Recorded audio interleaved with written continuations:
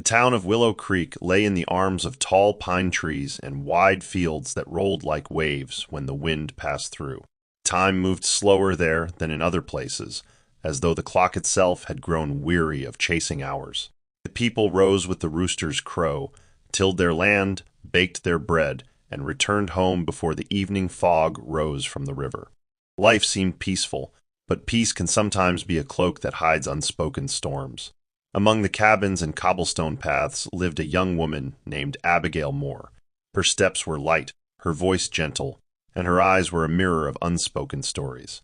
To a passerby, she was no different from any of the women who drew water from the well or lingered in the market with baskets of fresh bread. But beneath the surface of her quiet presence lived a heart bound in invisible chains. Her world was tied to a man named Daniel Brooks, and his words were as heavy as the stones that lined the riverbank. Daniel was admired by many, respected by some, and feared by a few. He was known for his confidence, his sharp eyes, and a charm that could melt even the most guarded smile. Yet charm is a garment that can be worn for show, and when removed, what lay beneath was darker than most could imagine. To those who lived outside his home, Daniel was a man of authority, a voice in the town square, a generous hand during harvest. But to Abigail he was a storm that never ended. His voice wrapped around her not with tenderness, but with weight, reminding her again and again that her existence depended on him. He would whisper it in moments when no one else could hear. "Your life will end without me." The words fell like shackles, binding her spirit, stealing her courage. She walked the streets with her head lowered, not out of humility, but because the echoes of his voice followed her like shadows at noon. In the stillness of night, when the world outside her window was quiet, she lay awake, staring at the beams of the ceiling, trying to imagine what freedom might look like. But every time she dared to dream, Daniel's words struck her again, pulling her back into the reality he had woven around her. The air in Willow Creek was fresh, yet in her chest it felt heavy, as though every breath had to be borrowed. Still, she lived, moving like a leaf caught between the flow of a river and the tug of the wind, uncertain where she truly belonged. The people of Willow Creek often said that Abigail had the kind of beauty that was not loud but lasting, the kind that lingered in memory. Yet even beauty, when overshadowed by sorrow, fades like a flower deprived of light.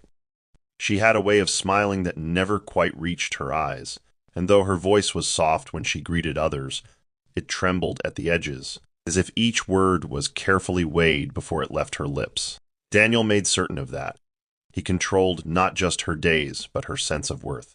To the rest of the town, Abigail was Daniel's quiet shadow, the wife who stood behind him when he spoke boldly in the market square, the woman who carried his baskets home, the one who served guests when they came. They did not know that behind their door, the same voice that charmed them turned sharp as a blade. Daniel's words did not always come with shouting. Often, they came as calm but cutting remarks, carefully designed to pierce her spirit. He reminded her that she had no life outside him, that her worth ended where his approval stopped. Over time, those words became a prison. Abigail would rise with the morning sun, prepare his meals, wash their clothes, and keep the home tidy. Yet no matter what she did, Daniel always found a way to make her feel less than enough. It was not bruises that marked her, but the weight of constant reminders that she was nothing without him. In the evenings, when neighbors saw them together, Daniel would rest his arm around her shoulder, smiling, making others believe he was the kind of man any woman would be fortunate to have. Abigail played her role, nodding and smiling faintly, but inside her heart trembled. She longed for a life where she could walk freely, where words did not slice into her being, where love was not a chain, but a gentle shelter. Still she endured, for what else could she do? His words echoed again and again, "Your life will end without me." And like an anchor tied around her, those words dragged her deeper into silence. At night, when the lamps were dim and the sounds of crickets filled the air, Abigail found herself kneeling at the edge of her bed. Her hands, worn from daily chores, pressed together in prayer. The room was filled with shadows, but her whispered words rose like smoke from a hidden fire. She prayed not for wealth or recognition, not for escape in the grand sense, but for strength to endure. She opened her Bible. its pages worn from years of turning, and her eyes fell upon words that seemed to breathe life into her weary soul. The Lord is near to the brokenhearted and saves the crushed in spirit. Psalm 34, verse 18. She read it slowly, whispering it as though each word were a seed planted deep within her heart. Tears fell freely, but they were not just tears of sorrow. They were also a plea, a reaching toward a God she believed still heard her, even in silence. She knew her neighbors would never understand, for they only saw what Daniel allowed them to see. But prayer became her refuge, the secret place where she laid her burdens down. She whispered, "Father, do not forget me. If you are for me, who can be against me?" The night held no answers, yet within those whispered prayers was the strength to face another day. It was a fragile strength, like a flame flickering in the wind, but it was strength nonetheless. Her life might have felt like it was held in Daniel's hand, but deep within, she believed a greater hand still carried her. To many in Willow Creek, Abigail's life looked ordinary, but ordinary lives often carry extraordinary battles. Each day she moved about with quiet grace, baking bread for the church gatherings, bringing food to an elderly neighbor, exchanging soft greetings in the marketplace. People saw her kindness, but they did not see the weight she carried. She was like a tree that bore fruit while hiding roots buried in dry, cracked soil. The roots were thirsting for water, but the tree stood, refusing to fall. Sometimes when she walked by the river, she would pause and watch the current, imagining what it would be like to flow freely, carried wherever the water chose to go. She envied the swallows that darted across the sky, wings stretched, unbound by anything. Yet she never let her longing show. To those around her, she was composed, even serene. Daniel made sure of that, for he had a way of warning her with nothing more than a look. Behind that gaze was the reminder of his words. "Without me, you will be nothing." And so Abigail remained, carrying her pain in silence, clinging to the quiet hope that her prayers were not in vain. Though the world seemed content to let her remain unseen, she believed heaven still kept watch. And somewhere within her weary soul, she trusted that the one who formed rivers and carved mountains was not blind to her tears. In the stillness of Willow Creek, hidden among shadows, Abigail's story was not ending, it was only beginning, though she did not yet know it. The days in Willow Creek often unfolded like pages in a book that no one hurried to finish. The townspeople lived as though every sunrise and sunset were stitched with routine. Yet for Abigail Moore, each passing hour felt like walking barefoot on a road paved with hidden thorns. She learned to clothe herself in silence, to smile in ways that would not invite questions, to bow her head so no one would see the ache swimming behind her eyes.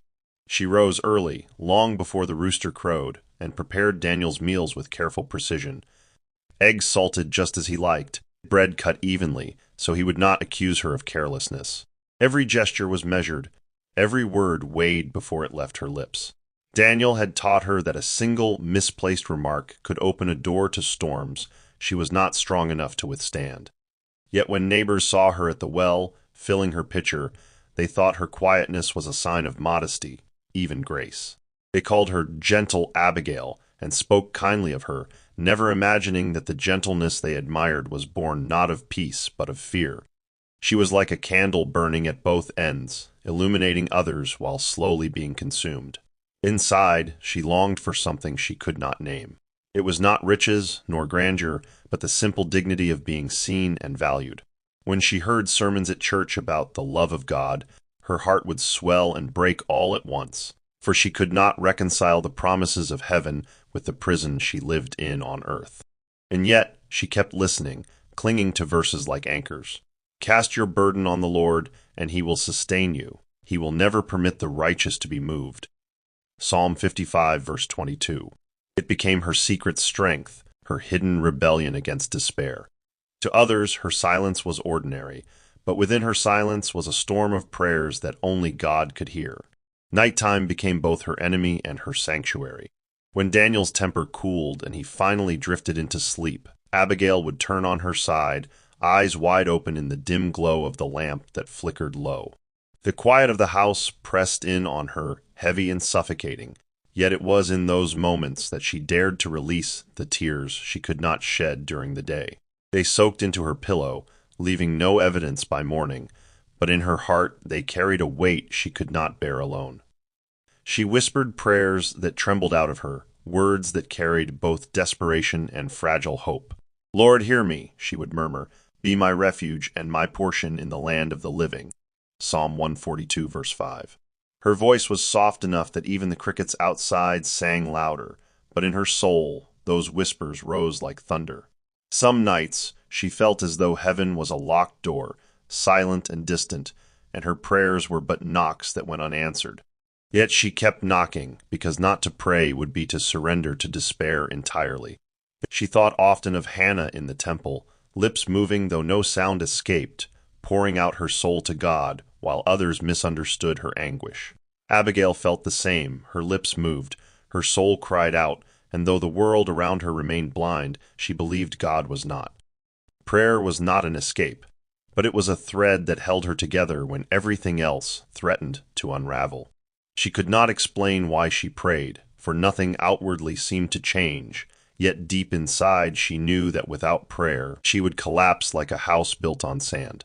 It was the one place Daniel could not reach her, the hidden altar of her heart. There, she dared to believe that she was more than the shadow he cast over her life. In the daylight, Abigail played her role with a precision born of survival. She laughed at Daniel's jokes when neighbors visited, her voice light though her eyes never joined in the mirth. She baked pies for Sunday gatherings and stitched clothes for the children of a sick neighbor, and people praised her as a devoted wife. They saw no cracks in the picture Daniel painted for them. To the town, he was generous, hardworking, and protective. And to confirm that illusion, Abigail learned to wear masks better than any actor upon a stage. Yet every mask she wore pressed heavier on her soul, like stones piling higher upon her chest. Sometimes she caught glimpses of herself in the polished kettle she used in the kitchen, and she hardly recognized the face staring back. Was this the same young woman who once dreamed of love like gentle rain, steady and nurturing? Now she was like a field scorched by drought, still standing but parched of joy. And yet she pressed forward. She visited the elderly Mrs. Langley, bringing her broth and bread. She bent down to tie the shoelaces of children who ran about the square.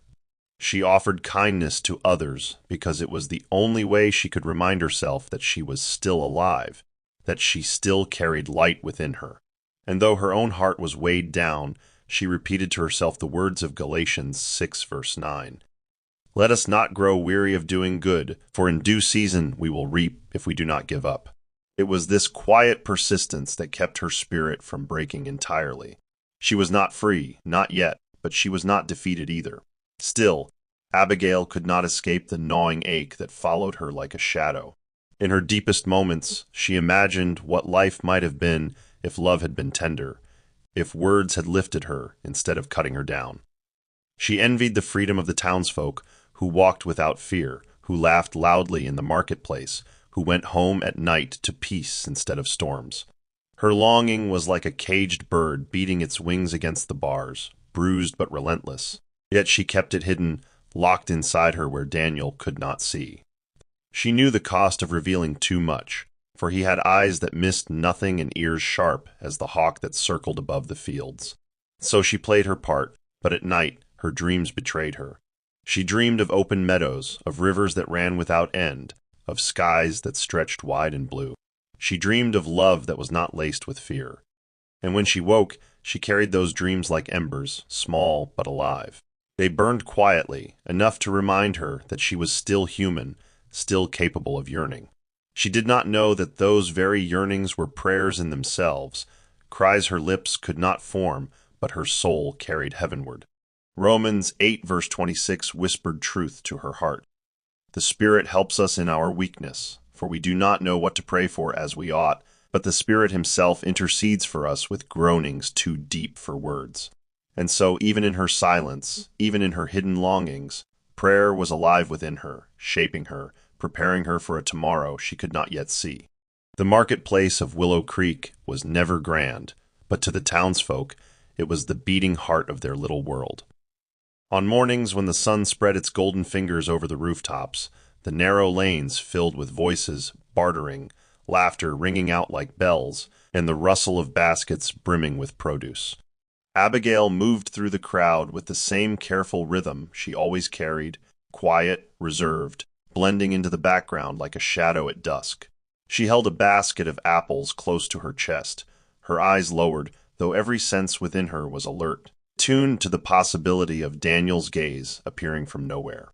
He rarely allowed her to wander the stalls alone, but on this day his business had carried him elsewhere, and Abigail found herself breathing a little easier beneath the open sky.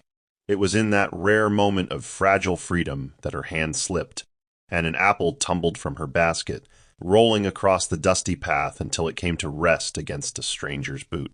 She froze, her heart lurching with the old fear that any unfamiliar man could mean danger. But when she raised her eyes, she saw a face unlike the ones she had learned to dread. The man who bent to pick up her apple moved with calmness, not haste, as though time itself bent around him. His eyes met hers, steady, unsearching, yet kind, and in his hand he held out the fruit as if it were a treasure.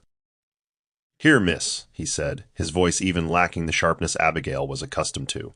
It was a simple act, ordinary in every measure, but for Abigail it was as though a tiny crack had opened in the wall that surrounded her heart. She took the apple with trembling fingers, murmuring her thanks, her voice hardly more than a whisper. And though she quickly turned away, she carried with her the startling realization that not every man's words were daggers, not every man's eyes carried judgment. That brief exchange, no longer than a few breaths, planted a seed within her spirit, small but alive, a seed she dared not water yet, but one that refused to be forgotten. In the days that followed, Abigail found herself noticing the stranger more often. He was not loud like Daniel, nor did he carry himself with the swagger of men eager to be noticed. Instead, he moved with a steady purpose, as though he belonged to a rhythm all his own.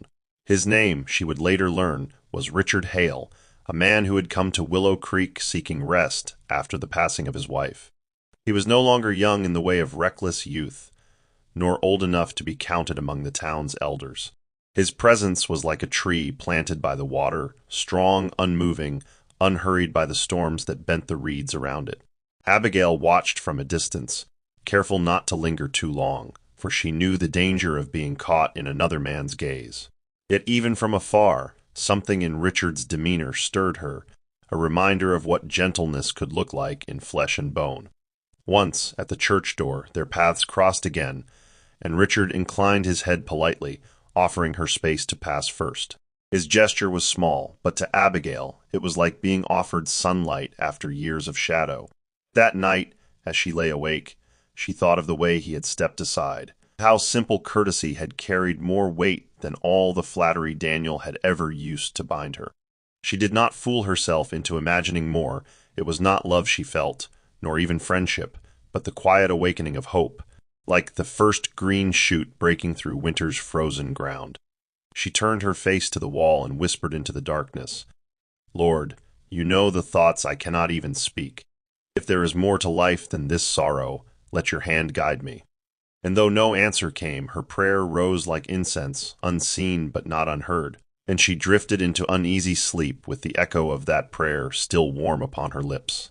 The marketplace, once a place Abigail endured, became a silent theater of small encounters that she treasured in secret. She never lingered by Richard's stall, never exchanged more than the barest of words, but every fleeting glance, every nod of acknowledgment, stitched something new into her weary heart.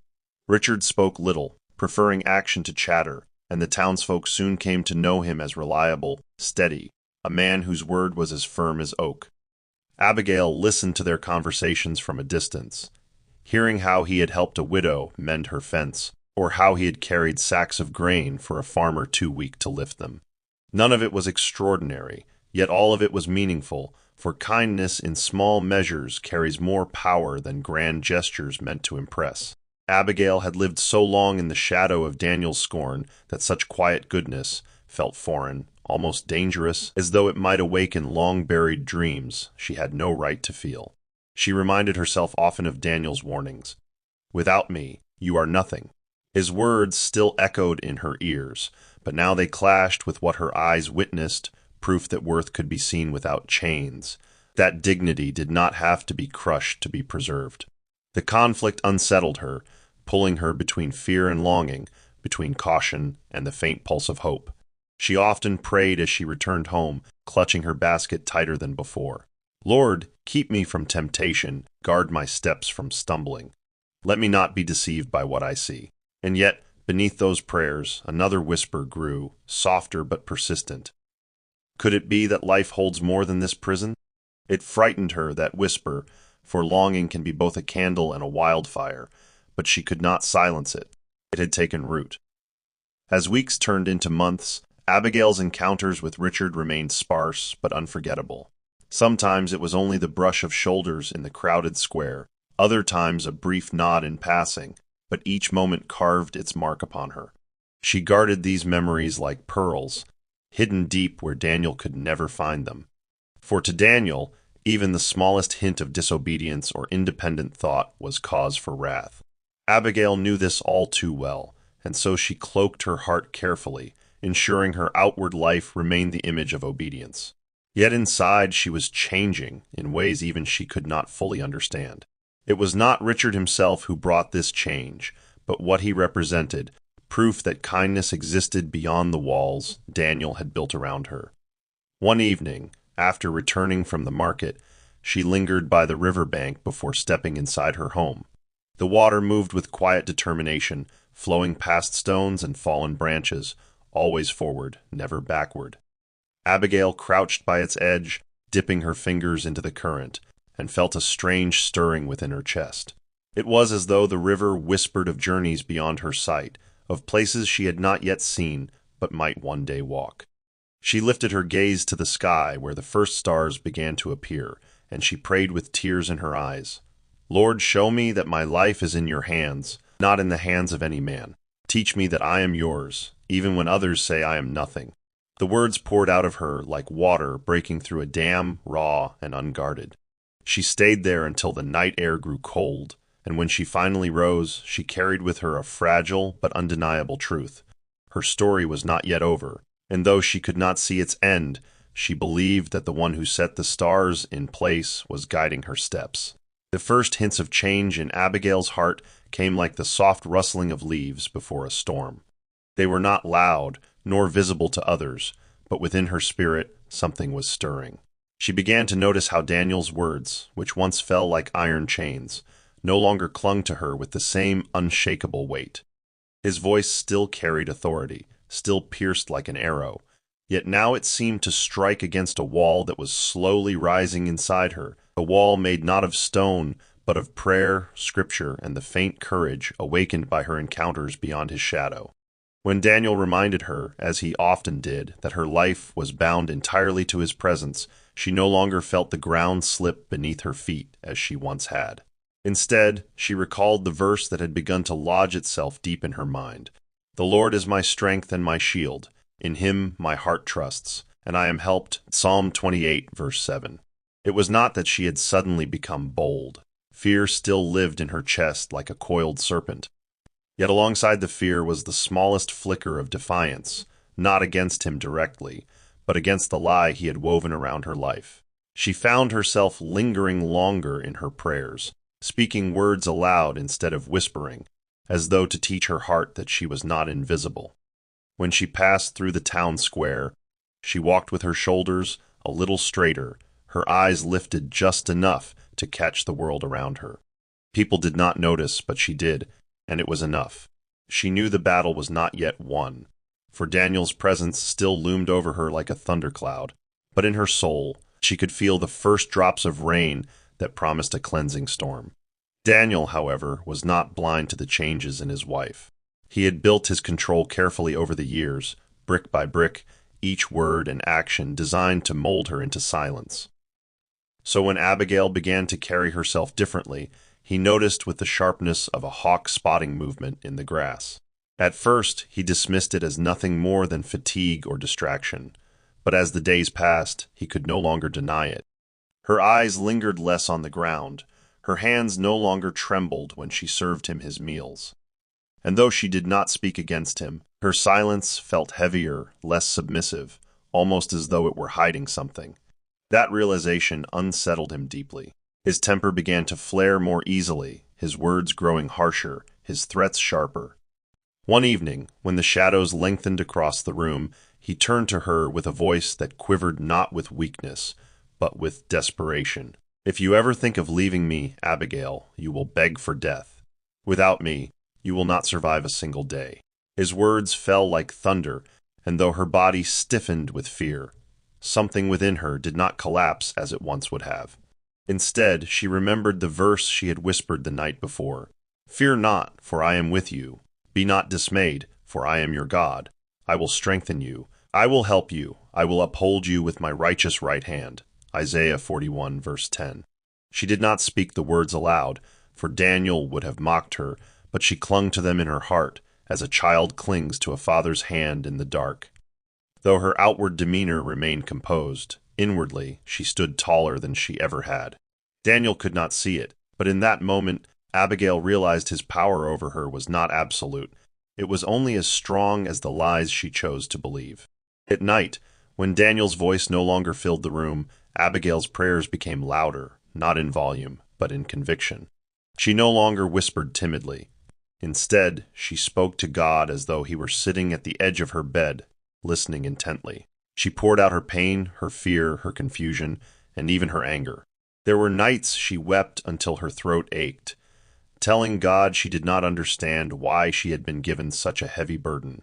And yet, every time she prayed, she felt her spirit steadied, as though unseen hands lifted her from the weight pressing down on her chest. She remembered Psalm 27, verse 1. "The Lord is my light and my salvation. Whom shall I fear? The Lord is the stronghold of my life. Of whom shall I be afraid?" These words became a shield, guarding her from the venom of Daniel's tongue.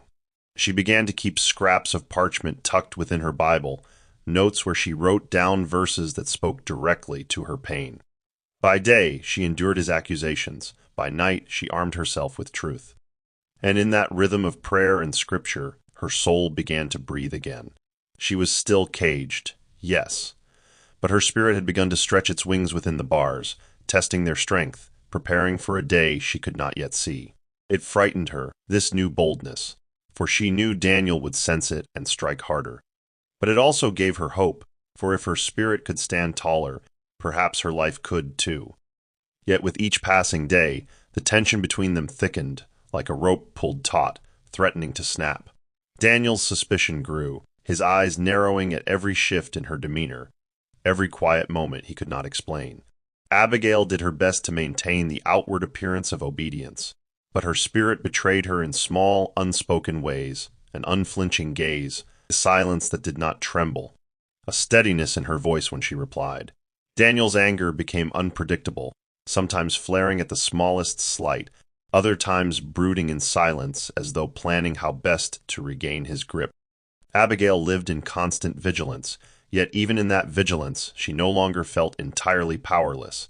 She had begun to realize that while Daniel controlled the walls of her house, he did not control the walls of her heart. That realization was her secret treasure, a pearl hidden in the field of her soul. She prayed each day with increasing urgency, asking God for wisdom, for courage, for deliverance. She remembered the words of 2 Corinthians 3, verse 17. "Where the Spirit of the Lord is, there is freedom." Freedom still felt distant, like a mountain beyond the horizon, but for the first time she believed it existed. She began to see herself not as a woman condemned to suffer until her last breath, but as one whose story might yet change. And though fear continued to grip her like a shadow at dusk, hope now flickered like a lantern in her chest, fragile, yes, but enough to guide her steps forward into whatever awaited. Understood. I'll now expand Chapter 5 into 4 paragraphs of 800 words each, carrying the story forward with Abigail's secret escape. The tone will remain folktale-like, slow, emotional, and prayerful. No headings or subtitles. Each paragraph will be unique, original, and without repetition from previous chapters. Here we go. The evening Abigail left began like any other, yet deep within her bones she felt the weight of decision pressing against her chest. The air carried a dampness that came before rain, the kind of heaviness that made even the trees bow, slightly as if they, too, sensed something was about to change. She moved about the house quietly, her hands steady though her heart pounded like a drum. Daniel had stormed out earlier after another quarrel, his voice laced with threats that clung to her skin like burrs. She knew that if she did not act now, courage might slip away like water through open fingers. Her escape was not born out of sudden impulse, but of countless nights of prayer, whispers lifted toward heaven with tears staining her pillow. That night, as she folded a plain dress and tucked her Bible into a small satchel, she repeated a verse that had become her anchor. I lift up my eyes to the hills. From where does my help come? My help comes from the Lord, who made heaven and earth. Psalm 121, verses 1 and 2. She tied the bag shut, her fingers trembling, then paused to listen. The house creaked under the weight of silence. Every sound seemed amplified, the groan of the wooden floorboards, the rustle of fabric, the distant hoot of an owl. Her fear was thick enough to choke her, yet in the same breath she felt a surge of resolve. She knew if she remained, her spirit would wither beyond recognition. And so she prayed once more, not for clarity, for the decision was already made, but for strength to walk out the door and not look back. When the moment came, she rose, her shadow stretching across the room like a farewell. She opened the door and stepped into the night, her heart racing with the rhythm of both fear and hope. The darkness outside was not empty. It was alive with whispers of the river and the soft sighing of the wind through the trees. Abigail clutched her satchel close, each step deliberate, her ears tuned to every snap of a twig and flutter of leaves. The moonlight spread across the dirt path in broken fragments, guiding her way like lanterns lit by unseen hands. She had walked these paths many times before, but never had they seemed so vast, so full of possibility, and so fraught with danger.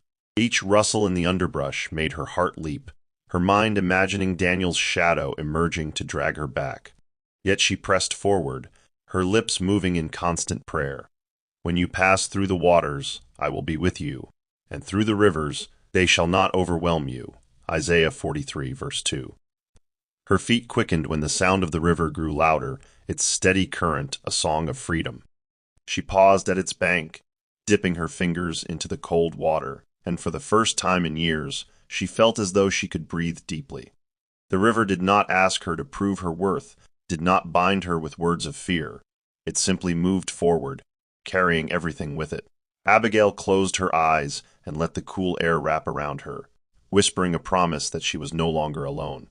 She lifted her face to the sky where the stars shimmered faintly, fragile yet unwavering. Lord, she whispered, make my feet swift and my spirit unshakable. She crossed the narrow wooden bridge with her heart hammering, each creak beneath her feet echoing in her ears like the beat of a war drum. On the other side, the road opened wide, stretching into an unknown future. Abigail did not know where her steps would lead, but she knew she had chosen life over death, courage over captivity. When dawn broke, Willow Creek stirred to life, unaware that Abigail's shadow no longer walked its paths.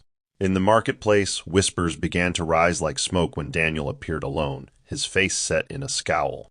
At first, he claimed she was ill, confined to her bed, but as days passed and she did not return, rumors began to spread.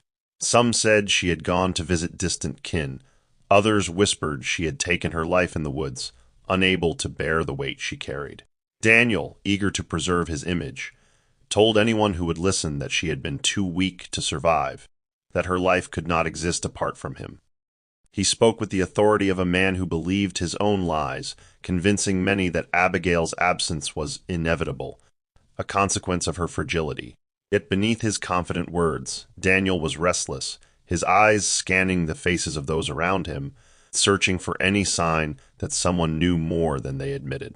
In his arrogance, he could not imagine Abigail surviving on her own. But while he spun his tale, Abigail was miles away, placing one foot in front of the other, guided not by maps or directions, but by the quiet voice of faith whispering in her spirit. She was like a bird released from a cage, wings unsteady yet determined to fly. Each step carried her farther from the prison she had known, and though fear still clung to her, she carried a scripture in her heart that steadied her resolve.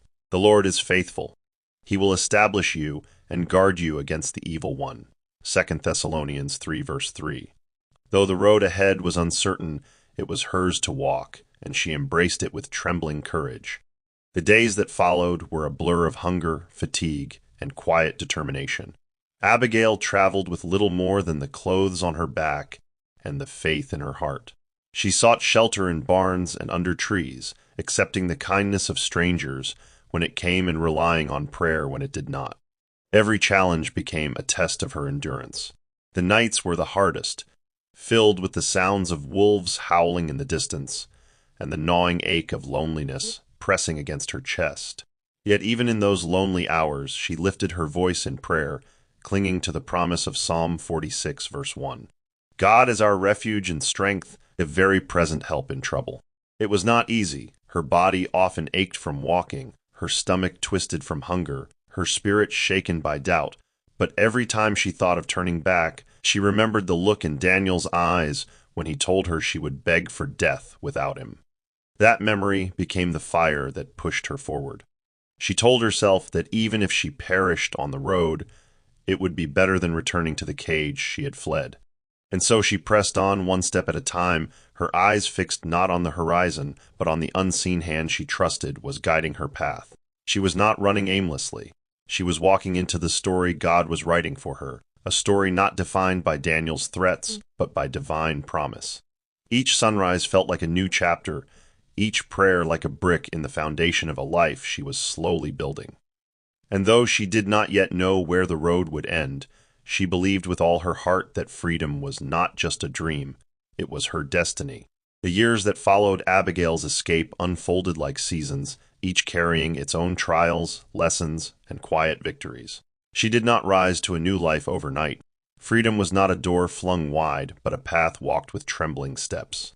In the beginning, she lived simply, finding shelter among kind strangers who asked no questions about her past, offering her bread in exchange for labor, a bed of straw in exchange for long hours of toil. Though the work was hard and the nights lonely, she felt lighter than she ever had in Daniel's house. Each morning she woke without fear of the voice that once pierced her soul, and that alone was worth every hardship. With time, her spirit grew stronger, her heart steadier. She read her Bible by candlelight, clinging to words that seemed to describe her own journey. He brought me out into a broad place. He rescued me, because he delighted in me. Psalm 18, verse 19. Abigail began to understand that her worth was not defined by Daniel's tongue, but by the God who had sustained her through the shadows. Slowly, the caged bird within her stretched its wings, and though the skies still seemed vast and daunting, she dared to fly. It was during those years that her path crossed once more with Richard Hale, the man she had glimpsed in the marketplace, whose quiet kindness had once stirred hope in her weary heart. Their meeting was not dramatic, not written with the fire of sudden romance, but with the gentle unfolding of two lives that found peace in one another's presence. Richard, now settled into a position of leadership in the growing region, recognized in Abigail a strength born of suffering and a grace that drew others in without effort. He did not seek to control her, nor did he burden her with expectations. Instead, he simply offered companionship, respect, and the kind of steady care that felt like rest after years of storm. Abigail, cautious yet hopeful, allowed her heart to open little by little as the soil opens after winter, ready to receive the warmth of spring. The day Abigail stood beside Richard as his wife was unlike any she had ever known. The gathering was small, marked not by extravagance but by sincerity. She wore no jewels, no silks that glittered in the sun, only a dress as plain as the life she had walked, and yet in the eyes of those who saw her, she was radiant. Her smile was no longer forced, her eyes no longer veiled by fear. In that sacred moment, as vows were spoken and hands joined, Abigail felt the weight of her journey press against her heart, not as a burden, but as a reminder of what had been overcome. She remembered the nights of whispered prayers, the days of hunger and loneliness, the countless steps taken into the unknown. And standing there, she whispered within herself, "The Lord has done great things for us, and we are glad." Psalm 126, verse 3. Richard's presence beside her was steady, not overwhelming, his hand firm yet gentle. For the first time in her life, Abigail felt what it meant to be loved without fear, to be seen without judgment, to be honored as more than an extension of another's pride. Their union was not only the beginning of a marriage, but the testimony of a life resurrected from ashes.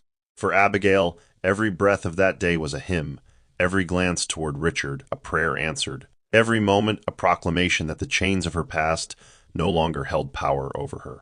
She did not need the applause of the crowd to confirm her worth, for she had found it in the God who had carried her from darkness into light. When Richard was appointed governor, the town of Willow Creek gathered to witness his inauguration, and with him stood Abigail, now his wife. The crowd's murmur shifted into astonished silence when they recognized her face.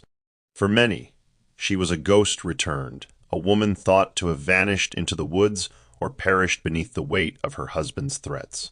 Yet here she stood, not broken or bowed, but strong, adorned with dignity. She walked with the calm of a woman who knew her place was not given by men but by heaven itself. Gasps rippled through the crowd, followed by whispers that spread like wildfire.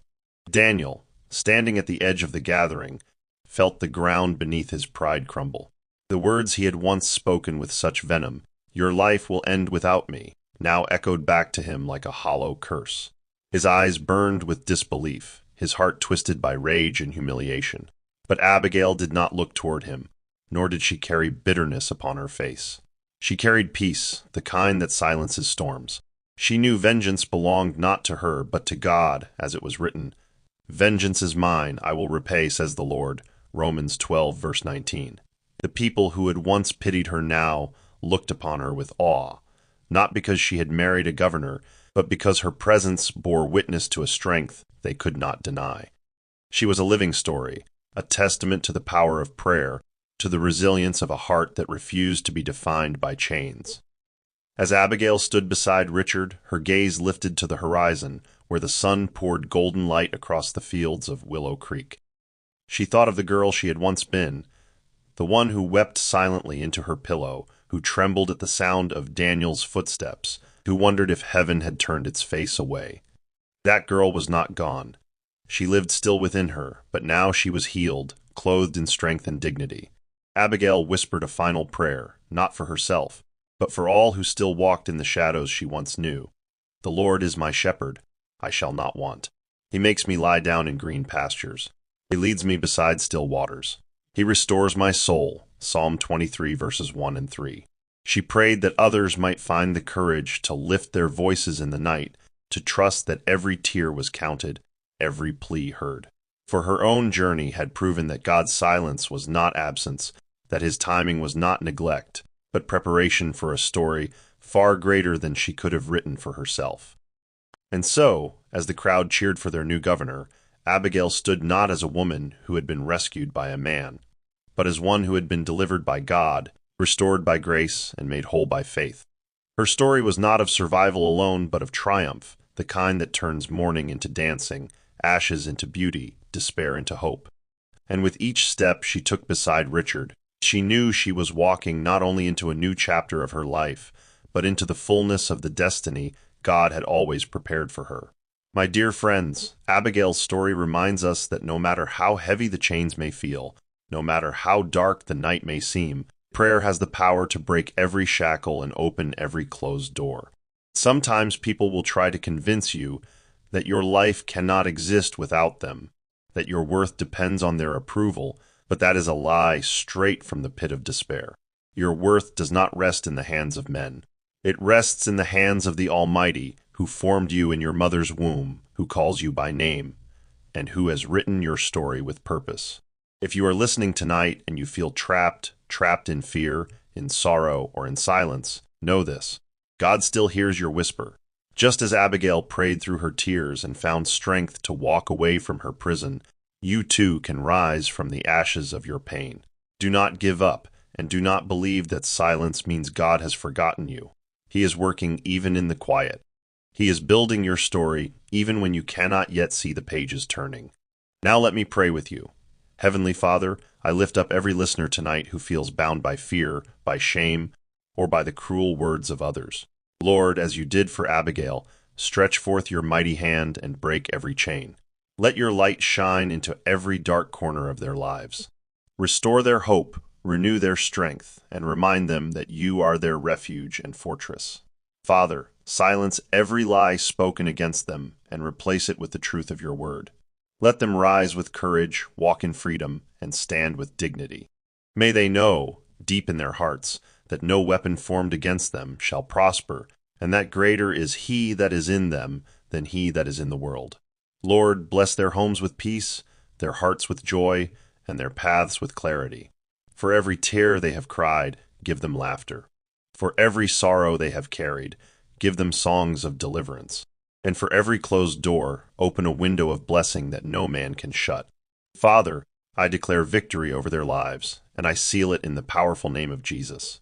If you believe this prayer for your life, type a mighty amen in the comments, and let heaven see your faith. This brings us to the end of this story. Please don't forget to like, share, and subscribe to my channel, and may God bless you for doing so. Bye.